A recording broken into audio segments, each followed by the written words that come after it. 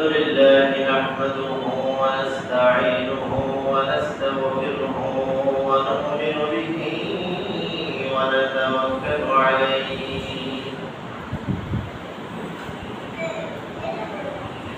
ونعوذ بالله من شرور أنفسنا ومن سيئات أعمالنا من يهد الله فلا مضل له ومن يضلله فلا هادي له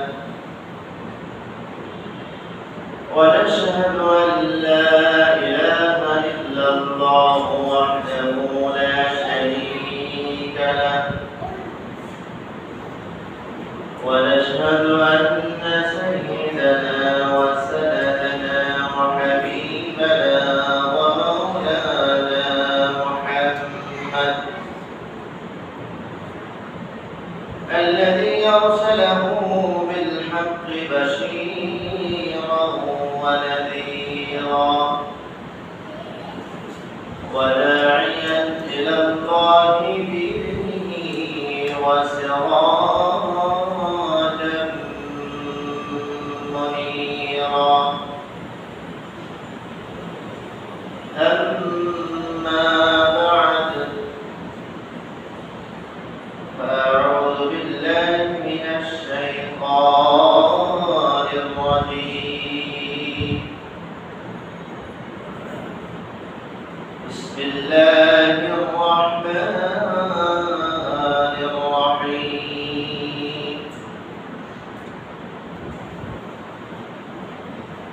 يا أيها الذين آمنوا أطيعوا الله وأطيعوا الرسول ولا تبطلوا أعمالكم وفي آية أخرى ولا تكونوا كالذين قد غزلها من بعد قوة أنكاثا وفي آية أخرى واتل عليهم نبأ الذي آتيناه آياتنا فانسلخ منها فاتبعه الشيطان فكان من الغاوين وقال تعالى إن الله وملائكته يصلون على النبي يا أيها الذين آمنوا صلوا عليه وسلموا تسليما اللهم صل على محمد وعلى آل محمد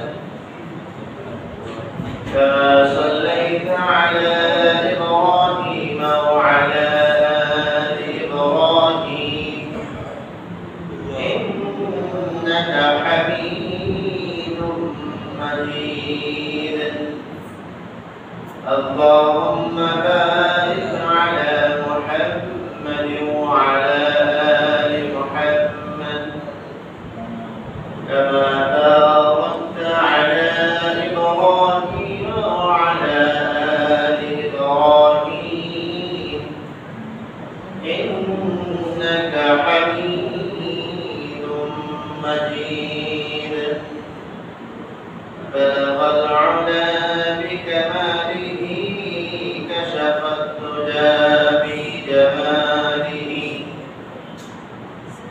حسنت جميع خصاله صلوا عليه وآله رهيب مسكن حوالي كعبان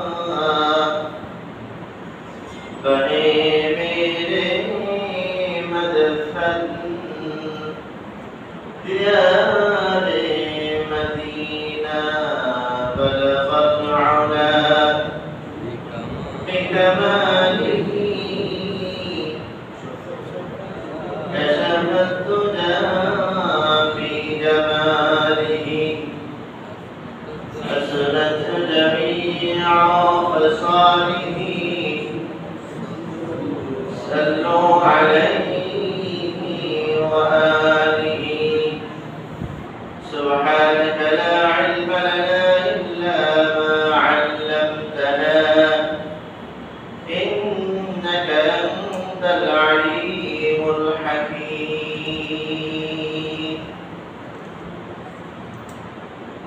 الحمد لله الله سبحانه وتعالى দরবারে লাখ কোটি শুকর ও সুজুদ আদায় করছি যে মহান রব্বুল ইজ্জত ওয়াল জালাল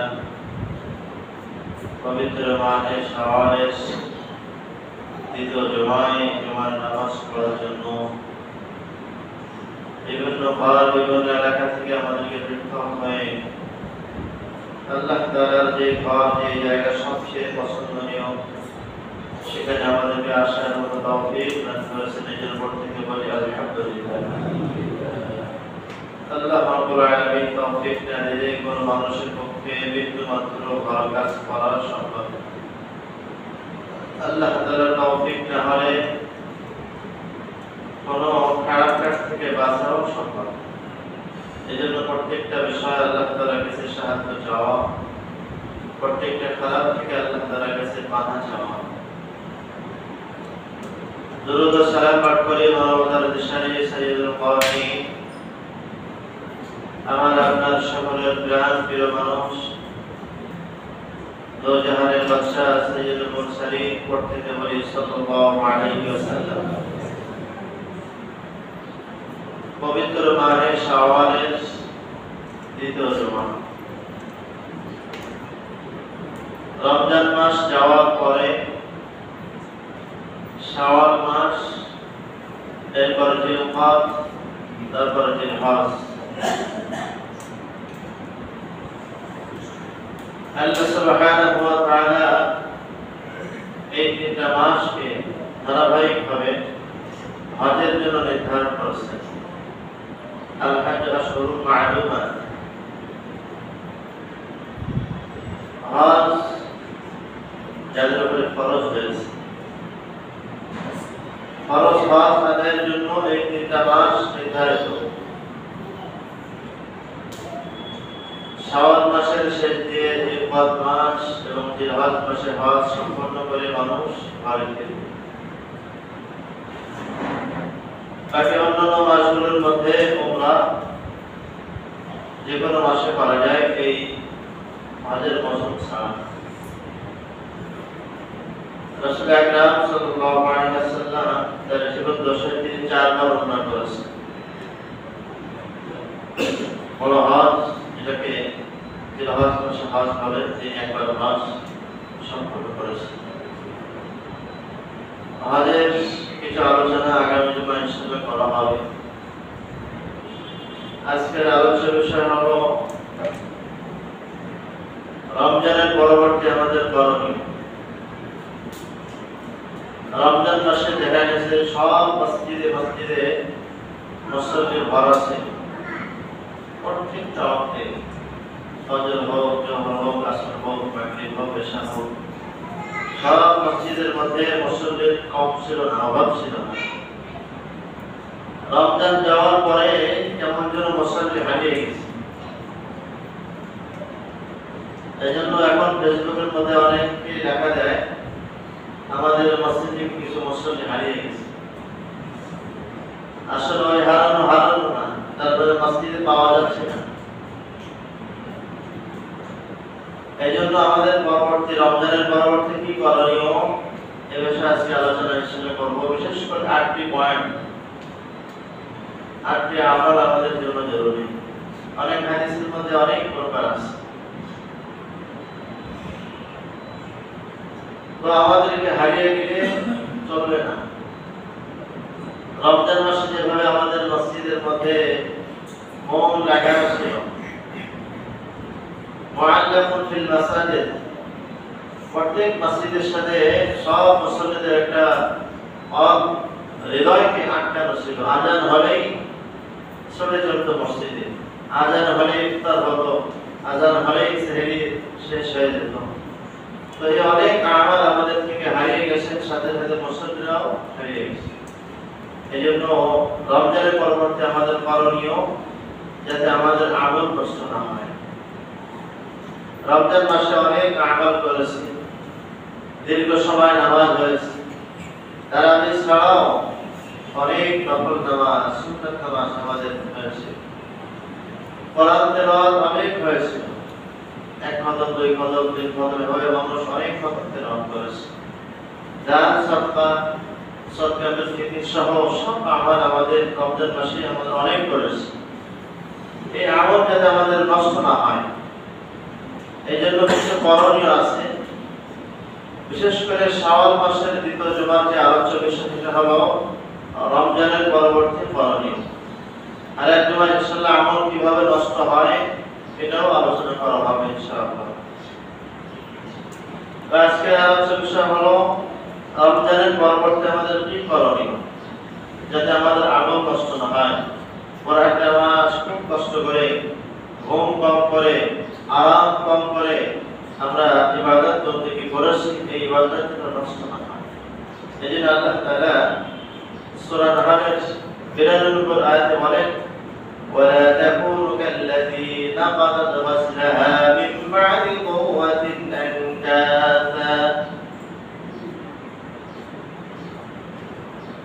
আমাদের আমল যাতে নষ্ট না হয় এর এক নম্বর কাজ হলো আমল নষ্ট হওয়া থেকে বিরত থাকা। আল্লাহ তাআলা উদাহরণ পেশ করেছেন, ولا تكونوا كالتي نقضت غزلها من بعد قوة أنكاثا। আল্লাহ তাআলা বলেন, তোমরা ওই নারীর মতো হও না যে নারী কষ্ট করে সুতা দিয়ে রশি বানায়, পাট দিয়ে বিভিন্ন সুতা দিয়ে মানুষ, মহিলারা বিশেষ করে এই কাজ দূর করে থাকে, সুতা বানায়। এই সুতা বানিয়ে আবার নষ্ট করে ফেলে, টুকরো টুকরো করে ফেলে। তাহলে এই কষ্টের কোনো ফল হলো না। নারী খুব কষ্ট করে, খুব মেহনত করে, সুতা দিয়ে, আঁশ দিয়ে, পাট দিয়ে সে খুব কষ্ট করে করে সুতা বানানো, আবার সে সুতাকে সে কেটে ফেললো, নষ্ট করে ফেলানো। আল্লাহ তাআলা বলেন, ولا تكونوا كالتي نقضت غزلها من بعد قوة أنكاثا تتخذون أيمانكم دخلا بينكم فتزل قدم بعد ثبوتها।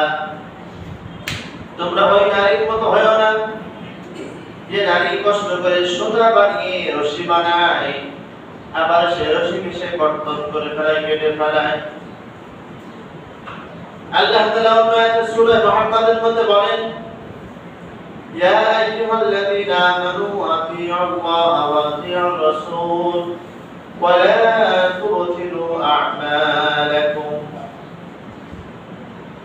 হে ঈমানদারগণ, তোমরা আল্লাহ তাআলার আনুগত্য করো, আল্লাহ তাআলার ইত্তিবা করো, ওয়া আতিউর রাসূল এবং তার রাসূলের আনুগত্য করো, ওয়ালা তুবতিলু আ'মালাকুম, আর তোমরা তোমাদের আমলকে নষ্ট করবে না, বাতিল করবে না।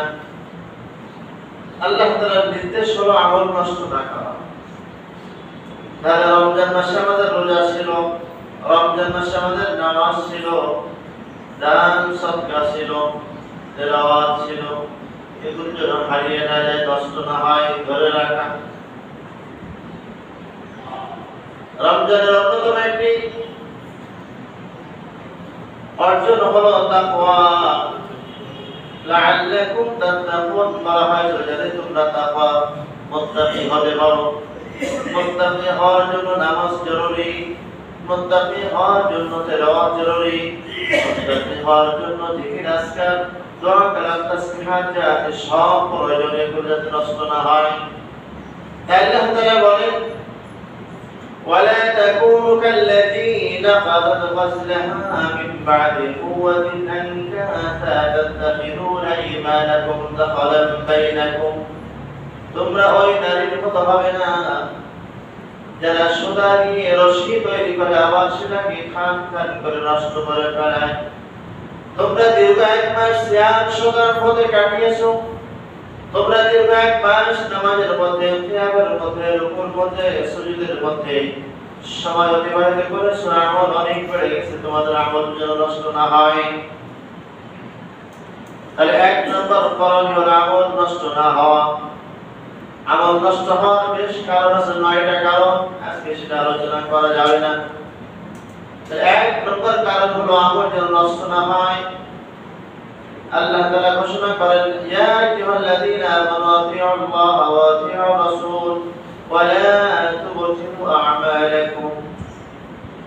এই বান্দাগণ, তোমরা আল্লাহ তাআলার আনুগত্য করো, রাসূলের আনুগত্য করো, তবে ওয়া লা তুবতিলু আ'মালাকুম, তোমরা তোমাদের আমল নষ্ট করবে না, তোমাদের আমল বাতিল করবে না। রমজান মাসে যেরকম নামাজ ছিল, রমজান মাসে তেলাওয়াত ছিল, রমজান মাসে সাদকা ছিল, দান ছিল, সাদকাতুল ফিতর ছিল, আমরা সব আমল যখন অনেক বাড়িয়েছিলাম, এভাবে যেন বেড়েই থাকে, যেন নাম কমে যায়। 1 নম্বর আমল যেন আমাদের আমল নষ্ট না হয়, এদিকে আমাদের খুব লক্ষ্য করা, যাতে করে রমজান মাসে 5 ওয়াক্ত নামাজ জামাতের সাথে পড়েছি, বাকি 11টা মাসও জামাতের সাথে পড়ার চেষ্টা করা। 2 নম্বর কারণ, 2 নম্বর করণীয় হলো হেদায়েতের পথ গ্রহণ করা। হেদায়েতের পথ গ্রহণ, যখন হেদায়েত প্রাপ্ত হয়েছে আর গুনাহ থেকে না যাওয়া। আল্লাহ তাআলা বলেন, وَاتْلُ عَلَيْهِمْ نَبَأَ الَّذِي آتَيْنَاهُ آيَاتِنَا فَانسَلَخَ مِنْهَا فَأَتْبَعَهُ الشَّيْطَانُ فَكَانَ مِنَ الْغَاوِينَ। 2 নম্বর করণীয় হলো হেদায়েত প্রাপ্ত হওয়ার পর গুমরাহ না হওয়া। হেদায়েত প্রাপ্ত হওয়ার পর পথ ভ্রষ্টতা গ্রহণ না করা।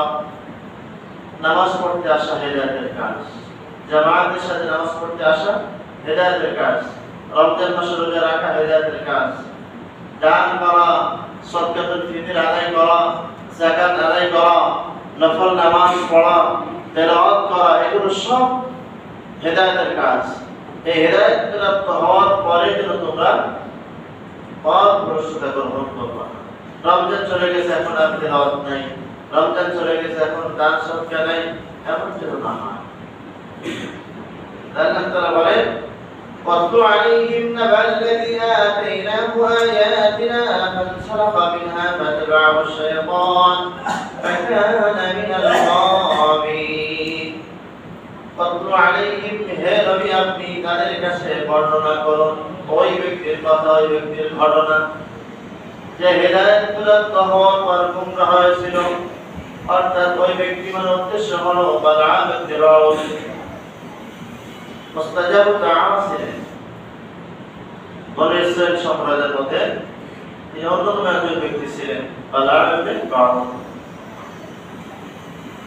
মুস্তাজাব দাওয়া, দোয়া কবুল হতো, যে দোয়া আল্লাহ তাআলার কাছে করতেন, আল্লাহ তাআলা তার দোয়া সাথে সাথে কবুল করতেন। এই ব্যক্তি হিদায়াত প্রাপ্ত হয়েছিলেন, কিন্তু এরপরও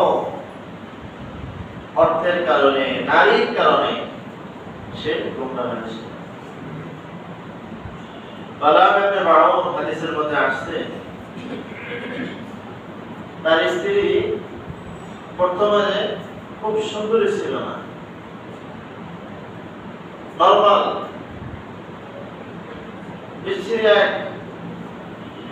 আকৃতির মানুষ ছিলেন।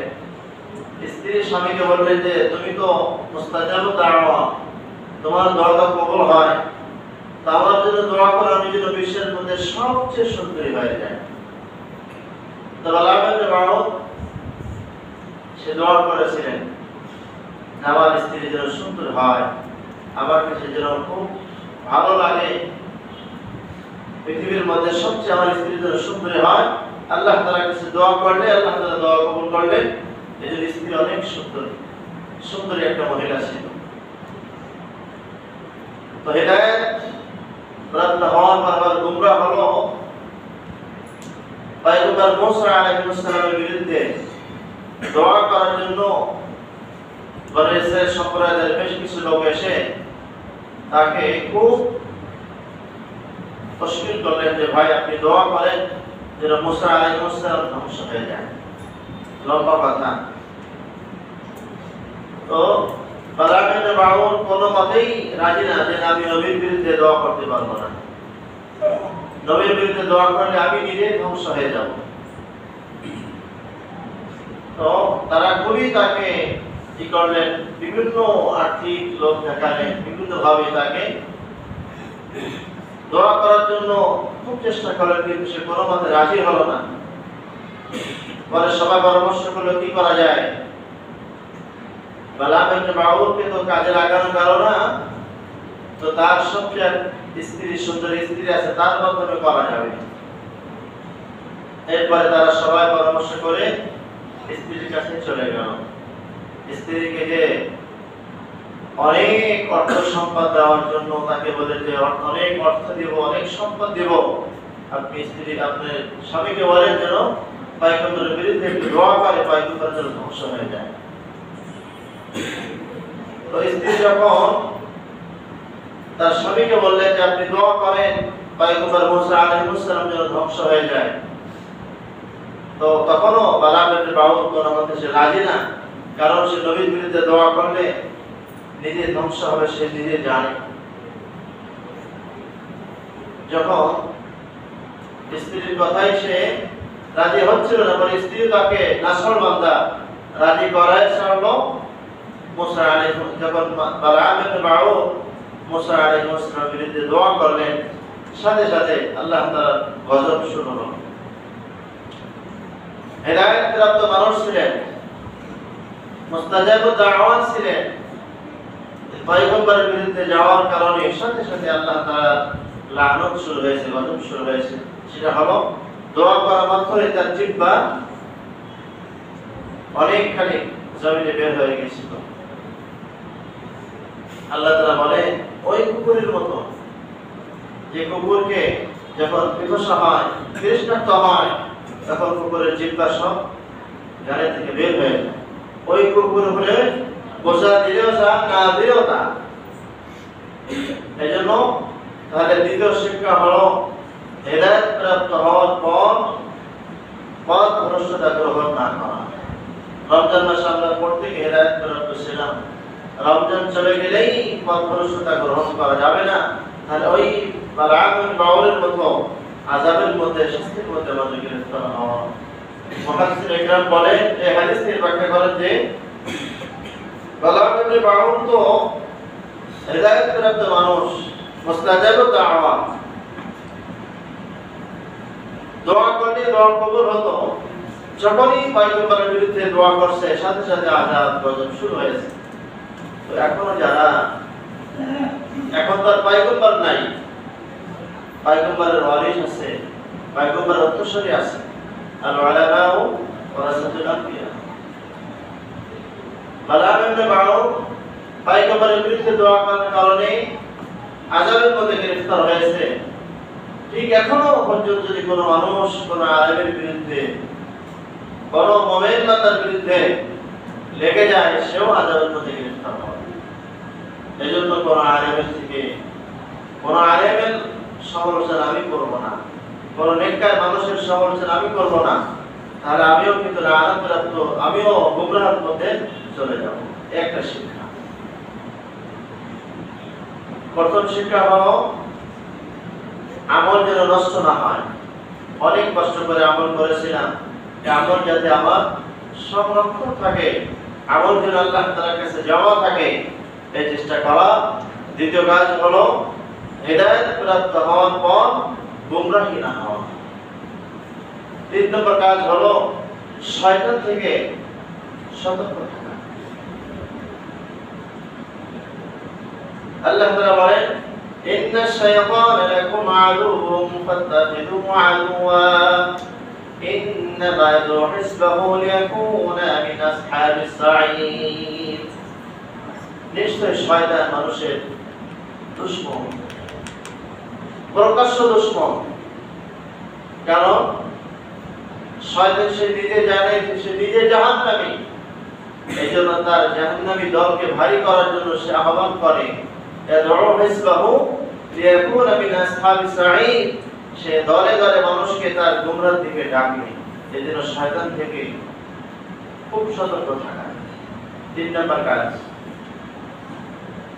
কারণ দুশ্মন সে মানুষের কোনোদিন বন্ধু না, দুশ্মন মানুষের বন্ধু না, সবসময় ক্ষতি করার চেষ্টা করে। আর মানুষের ক্ষতি করে হলো দুশ্মন হয় 4 ভাবে। হাদিসের মধ্যে আসছে 4 ভাবে মানুষের দুশ্মন হয়। তার শিন মিম নুন, দুশ্মন লিখতেও 4টা অক্ষর। দানে হলো দুনিয়া, দুনিয়া মানুষকে গোমরাহ করে। শিনে হলো শয়তান, শয়তান মানুষকে গোমরাহ করে। মিমে হলো মাখলুক, এই মাখলুক মানুষকে ওয়াসওয়াসা দিয়ে আল্লাহ তাআলার পথ থেকে দূরে সরায়। নূরে হলো নফস, এই নফস হলো মানুষকে খারাপের দিকে নিয়ে যায়। এই জন্য 3 নম্বর কাজ হলো শয়তান থেকে আমাদের খুব সতর্ক থাকা।